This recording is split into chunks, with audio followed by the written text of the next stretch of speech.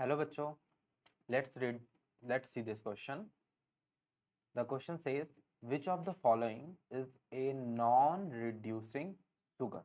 ठीक है, तो in the given four options glucose, sucrose, maltose and lactose हमें पता लगाना है कि इनमें से कौन सा ऐसा शुगर है, ठीक है, जो कि नॉन रिड्यूसिंग शुगर है।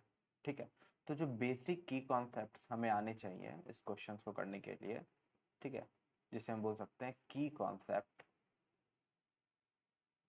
For this question is carbohydrate. ठीक है, क्योंकि शुगर का बात हो रहा है और शुगर्स कार्बोहाइड्रेट्स होते हैं। ठीक है, कार्बोहाइड्रेट। ठीक है, और यहाँ पे कार्बोहाइड्रेट में भी जो टर्म यूज किया गया है वो है हमारा non reducing sugar, non reducing sugar. ठीक है, सो पहले हम कार्बोहाइड्रेट समझते हैं थोड़ा कि हमारा कार्बोहाइड्रेट होता क्या है। ठीक है, तो नाम से ही हमें क्लियरली हो रहा है कार्बन प्लस हाइड्रेट समथिंग। ठीक है, दैट इज कार्बन, और हाइड्रेट्स का मतलब पानी। ठीक है, और इसका जनरल रिप्रेजेंटेशन होता है कुछ इस तरह। ठीक है, some number of carbon some number of water makes carbohydrate. ठीक है, और इसका जो बेसिक यूनिट्स होता है उसको हम लोग बोलते हैं मोनोसैकेराइड्स।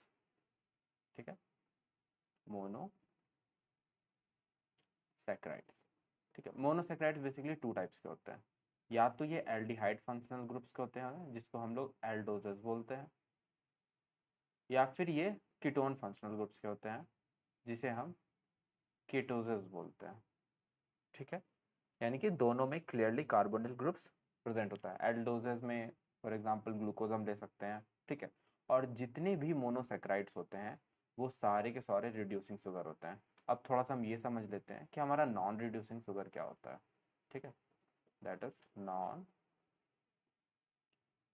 Reducing sugar. ये टर्म जो है ये बेसिकली डाइसैकेराइड्स के लिए यूज किया जाता है।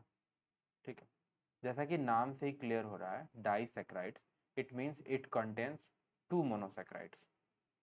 ठीक है, इसमें टू मोनोसैकेराइड्स होते हैं। ठीक है, तो मोनोसैकेराइड्स एल्डिहाइड भी हो सकते हैं, कीटोन भी हो सकते हैं। तो यहाँ पे थ्री पॉसिबल कॉम्बिनेशन है कि दोनों के दोनों एल्डिहाइड्स हो जाए, दोनों के दोनों कीटोन्स हो जाए, या फिर एक एल्डिहाइड हो जाए दूसरा कीटोन हो जाए।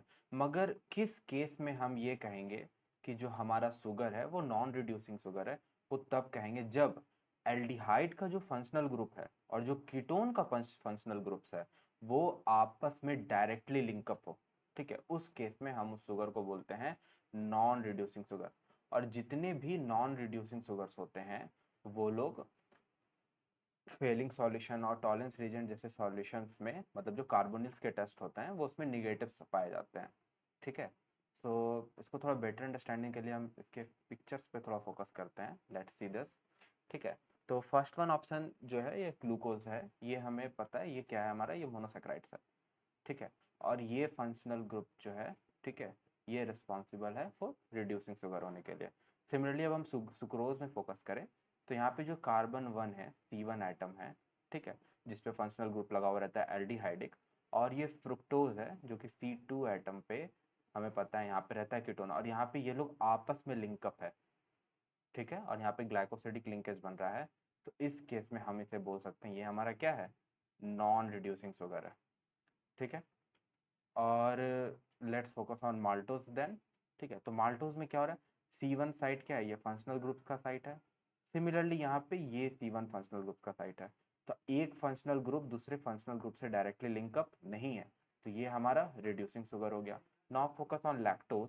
तो यहाँ पे जो कार्बन वन हमारा है, ठीक है, और ये जो कार्बन वन है, ठीक है, तो ये दोनों फंक्शनल साइट्स हैं। तो इसका एक फंक्शनल ग्रुप का साइट दूसरे फंक्शनल ग्रुप से डायरेक्टली अटैच्ड नहीं है, दैट्स वाई ये भी क्या हो गया, हमारा रिड्यूसिंग शुगर हो गया।